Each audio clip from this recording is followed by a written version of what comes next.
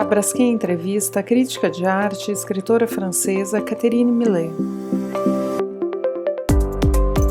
Especialista em arte contemporânea e escritora, é uma das coautoras do manifesto em oposição ao movimento Me Too, sinalizando os excessos do feminismo atual. O Manifesto das Mulheres Francesas fala sobre a liberdade de importunar. A senhora também defende que é preciso separar aquilo que importuna daquilo que é crime. Mas fica a pergunta: como criar uma legislação séria e eficaz quando falamos de questões tão individuais e subjetivas?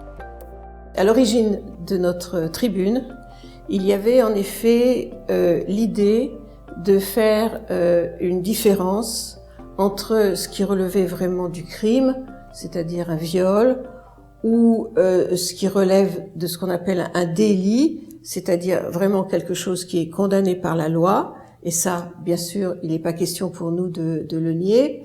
En revanche, ce que nous avons critiqué, c'est l'assimilation de ce qui sont simplement des comportements inappropriés, des comportements grossiers de la part d'hommes, et qui étaient tout d'un coup assimilés presque à des crimes. C'est ça que nous avons critiqué. En ce qui concerne la législation, je pense que pour condamner des violeurs, pour condamner des harceleurs, lorsque ce harcèlement est très obsédant, bien sûr, des lois existent déjà et qu'il n'y a pas forcément besoin de créer de nouvelles lois qui vont forcément faire vivre les gens dans une société plus répressive. Mais je reconnais que parfois, ces nouvelles lois sont aussi nécessaires. Donc il faut faire très attention à la manière dont on va établir ces nouvelles lois. Je donne un exemple très rapide en ce qui concerne la France. Il y a eu un développement ces dernières années dans certains quartiers, notamment des quartiers de Paris, à cause de la population qui est là, un harcèlement de rue, c'est-à-dire des insultes qui assaillent toutes les femmes et les jeunes femmes dès qu'elles sortent dans la rue.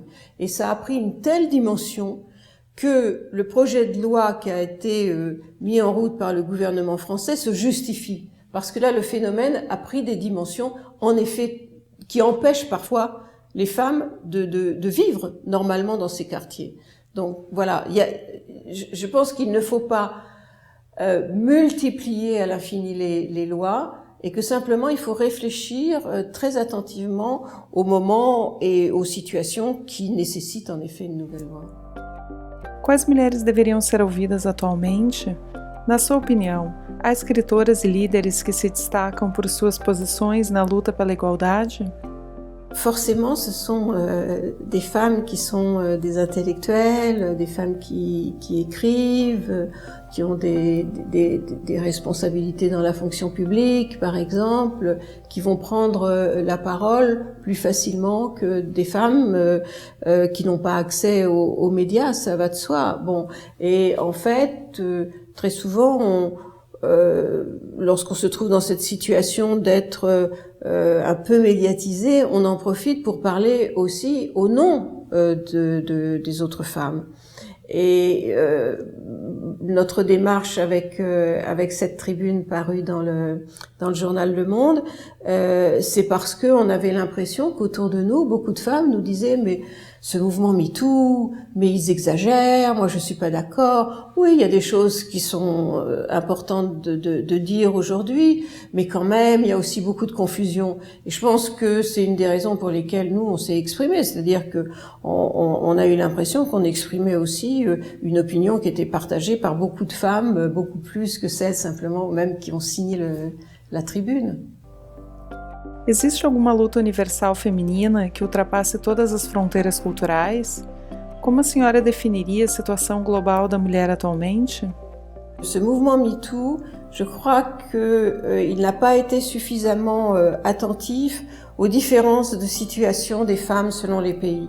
Il est évident que des femmes qui vivent, par exemple, dans les pays du Moyen-Orient ou en Afrique, sont dans des situations qui sont beaucoup plus difficiles que les Parisiennes ou les New-Yorkaises. Bon, et ça aussi c'est une des choses que moi j'ai regretté dans ce mouvement et que j'ai critiqué, c'est que tout d'un coup l'insulte qu'avait subie une jeune Parisienne dans une soirée mondaine devenait presque aussi importante que la répression dont souffrent les femmes, par exemple dans les pays musulmans. Donc ça, c'est une partie de la réponse. L'autre partie de la réponse, c'est que je pense que néanmoins, nous devons continuer à affirmer des valeurs universelles et que s'il y a eu une tendance ces dernières années, et y compris une tendance, je dirais plutôt dans les mouvements de gauche, la pensée de gauche en Occident, pour essayer d'admettre toutes les différences culturelles entre les différentes cultures, entre les différents pays, les différentes civilisations.